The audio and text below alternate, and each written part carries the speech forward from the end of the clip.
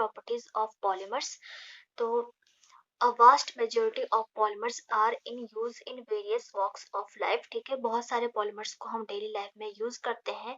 The application of such polymers depends on their physical properties such as strength, hardness, abrasion resistance, elasticity, thermal behaviour etcetera. ठीक है, तो इन सब चीजों पर जो है उनकी एप्लीकेशन डिपेंड करती है कि कौन से पॉलीमर की क्या क्वालिटी है, हम उसको उसी हिसाब से यूज कर सकते हैं.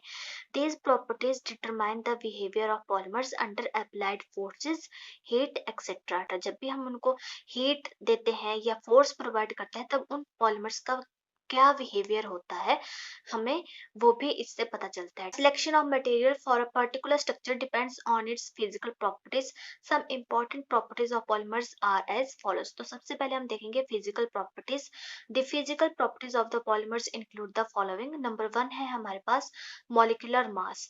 तो molecular mass से रिलेटेड मैंने आपको बताया था molecular mass distribution में कि जो molecular mass है and its distribution have significant effect on the physical properties like melting and boiling point, osmotic pressure, viscosity, light scattering and solubility etc. का polymer होगा उसमें different चेन लेंथ प्रेजेंट होती हैं, अलग अलग उनका मॉलिक्यूलर मास होता है, अलग नंबर होता है मोनोमर्स का, तो वो उसमें मॉलिक्यूलर मास की डिस्ट्रीब्यूशन कर देते हैं. और यहाँ पर ही मैंने आपको बताया था कि जो आपके पास कंडेंसेशन पॉलीमर्स होते हैं वो कॉम्बिनेशन होता है टू डिफरेंट मोनोमर्स का, जिस वजह से वहां पर हमें उस तरह के पॉलीमर में हमें ज्यादा मॉलिक्यूलर मास डिस्ट्रीब्यूशन देखने को मिलती है. ठीक है, वहां पर नंबर तो अलग होगा ही, लेकिन वहां पर पहले से ही दो अलग मोनोमर कंबाइन कर रहे हैं.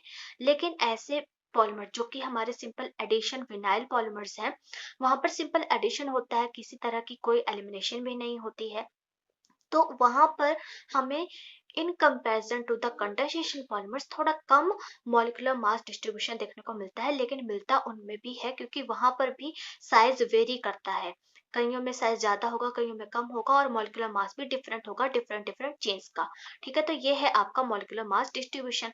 और जो आपका मॉलिक्यूलर मास डिस्ट्रीब्यूशन है वो आपकी किस किस तरह की फिजिकल प्रॉपर्टीज को अफेक्ट करता है, that is melting and boiling point, osmotic pressure, viscosity, light scattering, solubility etcetera. ठीक है, the knowledge of molecular mass is essential to understand the relationship between structure and properties of the polymer. तो अब ये जो knowledge है molecular mass की वो किस लिए एसेंशियल है, to understand the relationship between structure and properties of the polymer. ठीक है, तो किस तरह से वहां पर आपका मॉलिक्यूलर मास डिस्ट्रीब्यूट हुआ है वो आपके पॉलीमर के स्ट्रक्चर को बताएगा और उसकी प्रॉपर्टीज को बताएगा. अब हमने देखा है कि हमारे पास टाइप्स ऑफ मॉलिक्यूलर मास दो तरह के होते हैं, that is number average molecular mass and weight average molecular mass. इनसे रिलेटेड मैंने आपको लेक्चर पहले से ही अपलोड करे हैं, आपने वहां पर देखना है, बहुत अच्छे से मैंने आपको वहां पर डिस्क्राइब करा है. और फिर इन ये जो आपके नंबर हैं और वेट एवरेज मॉलिक्यूलर मास है, नंबर एवरेज में आपको नंबर्स में बताई जाएगी डिस्ट्रीब्यूशन. ठीक है, नंबर के हिसाब से कि कितने नंबर ऑफ मोनोमर है, किसी एक चेन में कम होंगे, किसी में ज्यादा होंगे. वेट एवरेज में मतलब कि जिसमें ज्यादा नंबर होंगे उसका वेट ज्यादा होगा, जिसमें नंबर कम होंगे मोनोमर के उसका वेट कम होगा, तो वो बताया गया है. तो उसी हिसाब से आपके पास ये प्रॉपर्टीज आ जाती हैं, that is osmotic pressure, viscosity, light scattering. ठीक है, ये भी मैंने आपको करवाई है. तो ये है आपके पास मॉलिक्यूलर मास डिस्ट्रीब्यूशन का चार्ट. तो यहाँ पर बताया गया है number of fraction of chains with mass m और यहाँ पर मॉलिक्यूलर मास. तो यहाँ पर ये जो आप देख रहे हैं ये है broad polymer with broad molecular mass distribution, that is MMD. ठीक है, तो मॉलिक्यूलर मास डिस्ट्रीब्यूशन बताई है, ये किस वाले की है, कंडेंसेशन पॉलीमर्स की है, क्योंकि वहां पर दो डिफरेंट तरह के आपके क्या कर रहे हैं, कंबाइन पॉलीमर मोनोमर कंबाइन कर रहे हैं और बाय प्रोडक्ट की एलिमिनेशन हो रही है, तो वहां पर जो मॉलिक्यूलर मास की डिस्ट्रीब्यूशन होगी वो ज्यादा होगी. ठीक है, क्योंकि ब्रांचेस बन जाएंगी, डिफरेंट चेन्स हैं, डिफरेंट चेन लेंथ हैं, डिफरेंट साइज है, अलग अलग मास है उनका. और जो मैंने आपको नैरो करके बताया हुआ है ये है आपके पास पॉलीमर विद नैरो MMD. ठीक है, तो ये वाले होंगे आपके पास कौन से वाले polymer, that is the simple addition polymers. और आइडियल पॉलीमर जिनमें की सिंपली वो एक ही चेन लेंथ के होंगे. ठीक है, उनमें सभी में सेम ही चेन लेंथ होगी, सेम ही टाइम पर वो टर्मिनेट करेंगे। ठीक है, टर्मिनेशन डिफरेंट डिफरेंट पॉइंट पर हो जाती है, इस वजह से आपका जो पॉलीमर है उसमें जो मॉलिक्यूलर मास होता है वो डिफरेंट डिफरेंट हो जाता है, मॉलिक्यूलर मास की डिस्ट्रीब्यूशन अलग अलग हो जाती है। ठीक है, अब आपके पास सेकंड है ग्लास ट्रांजिशन टेम्परेचर, ये भी मैंने आपको पहले करवाया हुआ है, दैट इज टीजी। दो तो ये क्या है, the temperature below which that polymer becomes hard brittle and glassy and above which it is softer and flexible is known as glass transition temperature, that is TG। तो आपको पता है कि ऐसा टेम्परेचर जिसके नीचे जो आपका पॉलीमर है वो हार्ड ब्रिटल रहेगा एंड ग्लासी रहेगा, and above which it is softer and flexible, और एक टाइम ऐसा आएगा जहां पर वो क्या कर जाता है, लिक्विड फॉर्म में मेल्ट हो जाता है, तो उसको हम क्या बोलते हैं, ग्लास ट्रांजिशन टेम्परेचर बोलते हैं। ठीक है, the transition behaviour of amorphous and crystalline polymers on heating is shown in figure. अभी आपको मैं बताऊंगी कि क्रिस्टलाइन का अलग रहता है, अमोर्फस का अलग रहता है। आपको पता है अमोर्फस पॉलीमर क्या होते हैं, रैंडमली प्रेजेंट होते हैं, और क्रिस्टलाइन पॉलीमर्स वो होते हैं जिनमें एक कोई भी पॉलीमर्स प्योरली क्रिस्टलाइन नहीं होता, ना ही प्योरली अमोर्फस होता है, उसमें कुछ हिस्सा क्रिस्टलाइन का होगा, कुछ परसेंटेज अमोर्फस की भी होगी। तो क्रिस्टलाइन पार्ट वो हुआ जिसमें कि एक सीक्वेंस में वो अरेंज है, मैंने आपको बताया है पहले भी। तो इसको हम डायग्राम से देखते हैं। तो यहाँ पर आप ये डायग्राम देख रहे हैं, यहाँ पर कौन सा है आपके पास, glass transition temperature that is TG. तो मैंने कहा ऐसा टेम्परेचर जिसके नीचे आपका जो पॉलीमर है वो हार्ड ब्रिटल रहेगा, लेकिन above which it becomes rubbery gum like and at last liquid. ठीक है, तो ये है आपका अमोर्फस पॉलीमर। और जो आपका ग्लास ट्रांजिशन टेम्परेचर है टीजी, ये जो आपका क्रिस्टलाइन पॉलीमर होता है वो क्या रहता है, इसके अबव फ्लेक्सिबल और थर्मोप्लास्टिक रहता है, ये तब तक मेल्ट नहीं होता जब तक कि ये क्रिस्टलाइन मेल्टिंग टेम्परेचर को अटेन नहीं कर लेता। ये बहुत इंपॉर्टेंट पॉइंट है इसमें, दैट इज टीएम। ठीक है, तो क्रिस्टलाइन पॉलीमर को अगर मेल्ट करना है तो उसको अटेन करना पड़ेगा crystalline melting temperature, that is TM. Okay, अब आपके पास आ जाता है third, melting temperature of polymers. Melting temperature of polymers क्या है, ये बहुत सिंपल सा है, melting is a process of transition. Melting क्या प्रोसेस है, from orderly state to a, कौन सी स्टेट में चला जाता है आपका पॉलीमर, लिक्विड स्टेट में चला जाता है। ठीक है, मेल्ट हो जाएगा तो लिक्विड स्टेट में चला जाएगा, पहले वो ऑर्डर्ड था। The melting range depends on the polydispersity of the polymers as shown in figure. अब जो मेल्टिंग की जो रेंज है वो पॉलीडिस्पर्सिटी पर डिपेंड करेगी। ठीक है, पॉलीडिस्पर्सिटी का आपको पता है कि किस तरीके की चेंज है, क्या है, मॉलिक्यूलर मास डिस्ट्रीब्यूशन हुई है, तो उस तरीके से आपका जो पॉलीमर है उसकी मेल्टिंग रेंज करती है। On melting polymer become viscous, जैसे ही पॉलीमर की मेल्टिंग हो जाती है तो वो विस्कस बन जाता है, विस्कस फ्लूइड बन जाता है। When a polymer is heated the molecular motion in a polymer is promoted by thermal energy. ठीक है, जब भी हम पॉलीमर को हीट करेंगे तो उसमें मॉलिक्यूलर मोशन बढ़ जाएगा, मतलब कि जो आपकी हीट है वो उसमें काइनेटिक एनर्जी प्रोवाइड कर देगी उसके मॉलिक्यूल्स को, और वो क्या करेंगे, मूव करना स्टार्ट कर जाएंगे। ठीक है, तो वो क्या हुआ, उसने थर्मल एनर्जी को गेन कर लिया हुआ है। It is opposed by the cohesive forces. अब जो आपके मॉलिक्यूल्स हैं, मोनोमर्स हैं, उनके बीच में इंटरमोलिकुलर फोर्सेस प्रेजेंट होती हैं, उनको हम कोहेसिव फोर्सेस बोलते हैं। वो उनको अपोज करती हैं, क्योंकि वो स्ट्रॉन्ग फोर्सेस होते हैं, वो अपोज करती हैं उस थर्मल एनर्जी को, वो उनको बाइंड करके रखती हैं आपके मोनोमर्स को। ठीक है, बहुत स्ट्रांगली उन्होंने बाइंड करा होता है, लेकिन ये जो थर्मल एनर्जी है वो उनको धीरे धीरे जैसे ही हम बढ़ाते जाते हैं उनको वीक करती हैं, और एट लास्ट आपका जो पॉलीमर है वो मेल्ट कर जाता है। ठीक है, तो structure segments, the chain and between neighbouring chains. तो आप यहाँ पर देख सकते हो, plot temperature versus time of a polymer. ठीक है, तो ये टेम्परेचर और टाइम वर्स का प्लॉट है। यहाँ पर आप देख रहे हो, यहाँ पर आपका पहले क्या था, पॉलीमर सॉलिड था, और यहाँ पर एक ट्रांजिशन स्टेट आ जाती है, दैट इज कुछ आपका पॉलीमर सॉलिड रहेगा, कुछ कन्वर्ट हो रहा होगा लिक्विड में। ठीक है, और एट लास्ट वो विस्कस लिक्विड में चेंज हो जाता है, इसको हम क्या बोलते हैं, मेल्टिंग ऑफ पॉलीमर बोलते हैं। एट अ सर्टेन टेम्परेचर, अब आपका डिफरेंट डिफरेंट जो पॉलीमर हो गया उनका अलग अलग क्या रहता है, मेल्टिंग पॉइंट रहता है। At a certain temperature, the physical properties of polymers undergo drastic change। ठीक है, सर्टेन टेम्परेचर पर जो फिजिकल प्रॉपर्टीज होती है पॉलीमर की वो ड्रास्टिक चेंज में चली जाती हैं। क्या चेंज आ जाता है हमें, in case of amorphous polymers the solid to liquid transition occur slowly through an intermediate rubbery state. हमने अभी देखा ग्लास ट्रांजिशन टेम्परेचर क्या है। ग्लास ट्रांजिशन टेम्परेचर वो है अगर इसके नीचे आपका पॉलीमर है तो वो क्या रहेगा, हार्ड ब्रिटल रहेगा, अब above it becomes rubber gum like, फिर तब जाकर के वो लिक्विड में कन्वर्ट होता है। तो अगर उसको कन्वर्ट होना है विस्कस में, तो उसको सॉलिड टू लिक्विड में उसमें एक ड्रास्टिक चेंज आता है सॉलिड टू लिक्विड ट्रांजिशन में, तो वो वहां पर रबरी स्टेट पहले पास करता है, तब जाकर के वो अल्टीमेटली लिक्विड बनता है। Whereas in crystalline polymers, on gradual heating, a temperature is reached at which the crystalline zones begin to melt। तो यहाँ पर हमें पता है क्रिस्टलाइन जो आपके पास पॉलीमर होते हैं उनका सिंपल सा रहता है कि जैसे ही वो क्रिस्टलाइन मेल्टिंग टेम्परेचर को अटेन कर लेंगे वो मेल्ट हो जाएंगे, ठीक है। वो वहां पर लेकिन जो आपका अमोर्फस पॉलीमर है इसमें कोई क्लियर डिमार्केशन नहीं होती है कि यहाँ पर आपका पॉलीमर जो है वो कन्वर्ट हो जाएगा टोटली लिक्विड में, ये क्लियर डिमार्केशन नहीं करता है। लेकिन क्रिस्टलाइन जो आपके पॉलीमर्स होते हैं वो क्लियर डिमार्केशन को बताते हैं कि जब तक उनका जो क्रिस्टलाइन मेल्टिंग टेम्परेचर वो अटेन नहीं कर लेते तब तक वो मेल्ट नहीं होंगे, ठीक है। तो ये है आपका मेल्टिंग टेम्परेचर, या ये भी मैंने आपको काफी अच्छे से बताया हुआ है। अब आपके पास आ जाता है polymer solubility. The dissolution of polymers in solvent is of great practical importance. तो ये जो डिसोल्यूशन होता है पॉलीमर्स का इनटू सॉल्वेंट, ये बहुत ही इंपॉर्टेंट है। क्यों है इंपॉर्टेंट?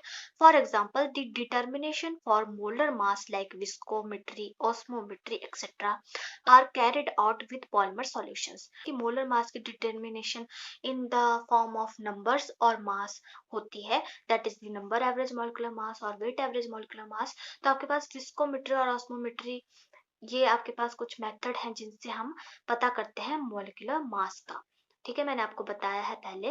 तो ये बहुत इंपॉर्टेंट है। क्यों है? जैसे कि आपके पास एप्लीकेशंस होती है polymers like in paints, adhesives and in many other commercial applications, polymers are used in the form of solutions, ठीक है। तो इसलिए ये जरूरी है हमें ये पता करना कि हमारा पॉलीमर किस वाले सॉल्वेंट में सॉल्युबल हो रहा है या नहीं हो रहा है, ठीक है।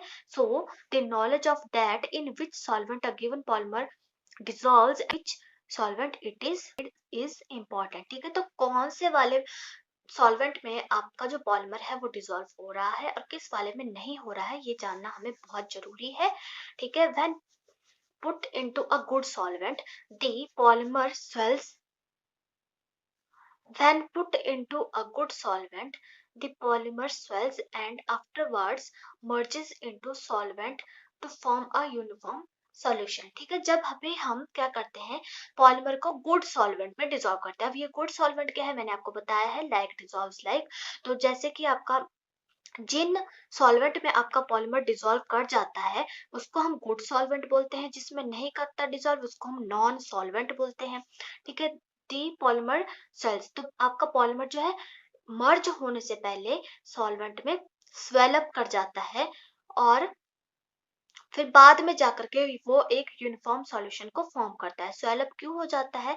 Swelling occur due to large difference in the size of polymer and the solvent, ठीक है। क्योंकि पॉलीमर आपका एक मैक्रोमोलिक्यूल है, बहुत बड़ा मैक्रोमोलिक्यूल है, तो वो पहले क्या करेगा, सॉल्वेंट होगा उसको वो पहले एब्सॉर्ब करेगा, स्वेल अप हो जाएगा, बाद में वो धीरे धीरे करके उसकी जो चेन्स है वो अपार्ट मूव करेंगी और फाइनली वो उसमें मर्ज हो जाएगा। Polymer solution have high viscosity, they undergo slow diffusion and cannot pass through semi permeable membrane, ठीक है। तो पॉलीमर सॉल्यूशंस आपके क्या होते हैं, हाईली विस्कस होते हैं और वो सेमी परमिएबल मेम्ब्रेन से पास नहीं होते। This differences are because of very big size of the polymer molecules, ठीक है। तो ये सब क्यों हो रहा है? क्योंकि आपके जो पॉलीमर्स है वो मैक्रोमोलिक्यूल्स है, उनका बहुत बड़ा साइज है। तो अब अगर जो आपके पास सॉल्वेंट मॉलिक्यूल्स है वो बहुत छोटे छोटे हैं, ठीक है। और उनमें अगर आपको पॉलीमर को डिसॉल्व करना है तो पॉलीमर क्या करता है, पहले उस सॉल्वेंट को एब्सॉर्ब कर लेता है, ठीक है, फिर स्वेलअप हो जाता है उसको एब्सॉर्ब करके, फिर धीरे धीरे उसकी चेन्स जो है अपार्ट मूव करना शुरू करती है और एट लास्ट वो डिसॉल्व हो जाता है उसमें, ठीक है। ये भी मैंने आपको कंप्लीट डिटेल में बताया है, ये वाला टॉपिक भी, सॉल्युबिलिटी ऑफ पॉलीमर्स, ठीक है। अब आपके पास आ जाता है मैकेनिकल प्रॉपर्टीज ऑफ पॉलीमर्स। तो मैकेनिकल प्रॉपर्टीज क्या है? Mechanical properties of polymers include strength, toughness and ductility of polymers. These properties denote the stress strain relationship for the polymer system. तो अब यहाँ पर जो आपके पास स्ट्रेस स्ट्रेन बिहेवियर है ये मैं आपको नहीं करवा रही यहाँ पर, क्योंकि मैंने इससे रिलेटेड लेक्चर अलग से अपलोड करा है, ये थोड़ा बड़ा है, आप वहां पर जाकर के देख लेना। इम्पैक्ट रेजिस्टेंस मैं बता रही हूँ। Impact resistance gives the measure of toughness of polymer. Impact resistance क्या बता रहा है? टफनेस ही बता रहा है। इम्पैक्ट मतलब कि जैसे ही हम उसमें कुछ इम्पैक्ट कर रहे हैं तो वो कितना रेजिस्ट है उस इम्पैक्ट को लेकर के, तो वो उसकी टफनेस हुई। ठीक है, polymer which has low impact resistance breaks easily. अब जिसकी लो इम्पैक्ट रेजिस्टेंस होगी वो इजीली ब्रेक हो जाएगा and can not be used for many applications. तो उस तरह के पॉलीमर को हम ज्यादा यूज नहीं कर सकते हैं। Polymers below their glass transition temperature breaks easily on impact. अब ऐसे पॉलीमर्स, कुछ पॉलीमर्स होते हैं वो अपने ग्लास ट्रांजिशन टेम्परेचर के नीचे जो है, below their glass transition temperature, बहुत इजीली क्या कर जाते हैं, ब्रेक कर जाते हैं इम्पैक्ट अगर हम उनके ऊपर कुछ करते हैं। A weight is dropped on the sample from different heights. अब ये पता करने के लिए कि इम्पैक्ट रेजिस्टेंस कितनी है, तो हम क्या करते हैं, अपने पॉलीमर पर वेट ड्रॉप करते हैं डिफरेंट डिफरेंट हाइट से।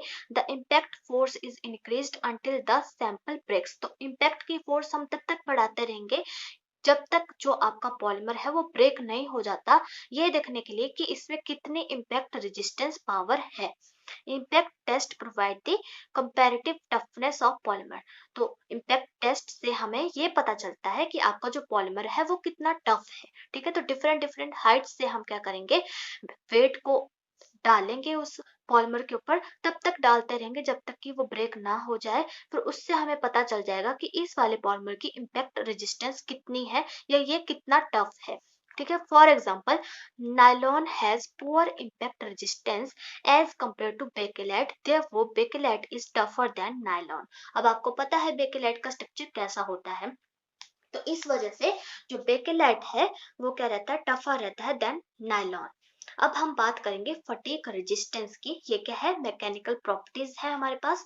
तो फटीग रेजिस्टेंस क्या बताता है, fatigue resistance is the measure of polymer to undergo distortion without weakening और ब्रेकिंग। ठीक है, तो फटीग रेजिस्टेंस एक तरह से आप अपनी बॉडी को लेकर के एक एग्जांपल ले सकते हो कि आपकी बॉडी में भी क्या हो जाता है, फटीग हो जाता है, थकावट हो जाती है। ठीक है, it is an characteristic for the polymers used in gear wheels, parts of automobiles, boards etcetera. तो इन इन चीजों में इस तरह के पॉलीमर को यूज किया जाता है। तो हम ये पता कैसे करेंगे कि आपका जो पॉलीमर है उसकी फटीग रेजिस्टेंस कितनी है। To measure fatigue resistance a polymer is bent by a known amount of force. तो हम क्या करते हैं, अब उस पॉलीमर को बेंट करेंगे एक नोन अमाउंट ऑफ फोर्स के साथ। A plot of stress versus the number of fatigue cycles required to break the polymer gives an estimate of fatigue characteristics of the polymer. अब क्या होगा, अब हम फिर उसके बाद में प्लॉट करते हैं stress versus number of fatigue का ग्राफ, कि कितने नंबर ऑफ फटीग साइकिल से हमारा जो पॉलीमर है वो पास हुआ। हमने क्या करा, उसको बेंट करते गए, एक बार बेंट किया, हमने देखा उसमें फटीग आया, दोबारा उसको इस्तेमाल कर लिया। फिर दूसरी बार फटीग आया, उसमें दोबारा से उसको बेंट करा, उसने दोबारा से काम किया।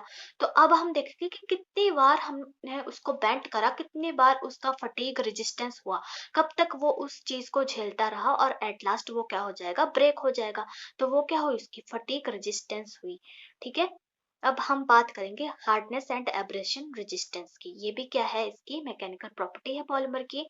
Hardness is measured by pressing a steel ball into the polymer surface and then it is released. हम क्या करते हैं, हार्डनेस को किस तरीके से मेजर करते हैं, स्टील बॉल को प्रेस करते हैं पॉलीमर के सरफेस में और फिर उसके बाद उसको रिलीज कर देते हैं। The extent of indentation and recovery in this process gives the estimate of hardness of the polymer। अब हम देखेंगे कि उसमें indentation मतलब कि कितना उसमें डेंट आया है, या उसमें डेंट आया भी है या नहीं, या कितने फास्ट वो रिकवरी कर रहा है वो वाला पॉलीमर, तो वो उसकी क्या हुई, हार्डनेस हुई। For example polyethylene is a soft polymer but polyethylene terephthalate is a hard polymer. ठीक है, तो ये आपको याद रखना है कि पॉलीइथिलीन सॉफ्ट पॉलीमर है लेकिन पॉलीइथिलीन टेट्राथैलेट हार्ड पॉलीमर है। मतलब कि इसकी जो फटीग रेजिस्टेंस है वो बहुत ज्यादा है, ये बहुत सारी फटीग साइकिल्स को पास कर जाता है। अब बात आ गई एब्रेशन रेजिस्टेंस की।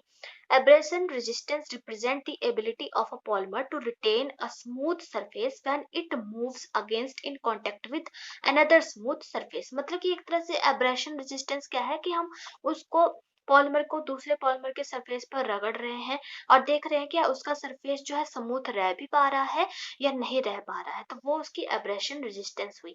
अब ये जो सब चीजें हम क्यों कर रहे हैं, हम देखना चाहते हैं कि हमारा जो पॉलीमर है क्या हम उसको लॉन्ग टर्म के लिए यूज कर सकते हैं या नहीं। ठीक है, अगर हम उनके ऊपर फटीग रेजिस्टेंस कर रहे हैं, थर्मल हम उनके ऊपर और ये एब्रेशन रेजिस्टेंस देख रहे हैं, उसकी इम्पैक्ट रेजिस्टेंस देख रहे हैं, क्यों देख रहे हैं, उसको ये देखने के लिए कि क्या वो लंबे समय के लिए हम उसको यूज कर सकते हैं या नहीं। तो जिस पॉलीमर की ये सब चीजें ज्यादा होगी, जो काफी लंबे समय तक ये सब चीजों को लेकर के रेजिस्टेंट रहेगा, उसको हम ज्यादा से ज्यादा एप्लीकेशंस में यूज करते हैं। The polymer which are hard and have low coefficient of friction have high abrasion resistance. तो अब ऐसे पॉलीमर जो कि hard and have low coefficient of friction, उनकी जो एब्रेशन रेजिस्टेंस होती है वो हाई रहती है। For example nylons, polyethylene, terephthalate have high abrasion resistant. तो आपको ये एग्जांपल भी याद रखने हैं, सिंपली आप हेडिंग देना, वहां पर ये सब लिखना और एग्जांपल दे देना, आपको अच्छे नंबर आ जाएंगे। अब आपके पास आ जाते हैं थर्मल प्रॉपर्टीज। थर्मल प्रॉपर्टीज क्या है? Polymers are sensitive to high temperature. ठीक है, हाई टेम्परेचर को लेकर के आपके पॉलीमर्स सेंसिटिव होते हैं।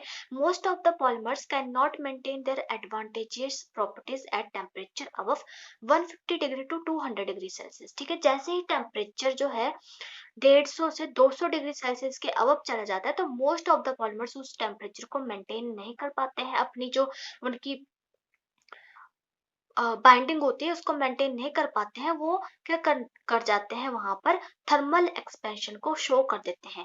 वहां पर क्या हो जाता है, जो आपकी हीट है वो काइनेटिक एनर्जी प्रोवाइड करवा देती है मॉलिक्यूल्स को, वो धीरे धीरे अपार्ट मूव करना शुरू कर देते हैं। और जो कोहेसिव फोर्सेज हैं, जो कि हमने मेल्टिंग पॉलीमर्स में भी देखा, मेल्टिंग पॉइंट ऑफ पॉलीमर्स में जो कोहेसिव फोर्सेज हैं उनको जो है वीक करना शुरू कर देती है, क्योंकि कोहेसिव फोर्सेस का काम है मॉलिक्यूल्स को बाइंड रखना।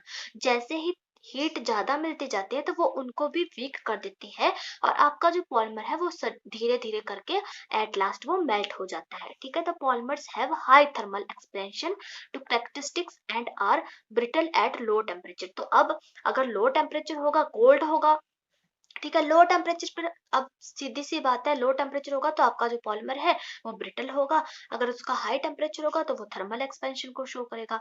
There are three types of polymers. आपके पास थ्री टाइप्स ऑफ पॉलीमर्स रहते हैं, that is amorphous, crystalline and semi crystalline. ठीक है, the thermal properties of an amorphous structure are referred to as the glass transition temperature।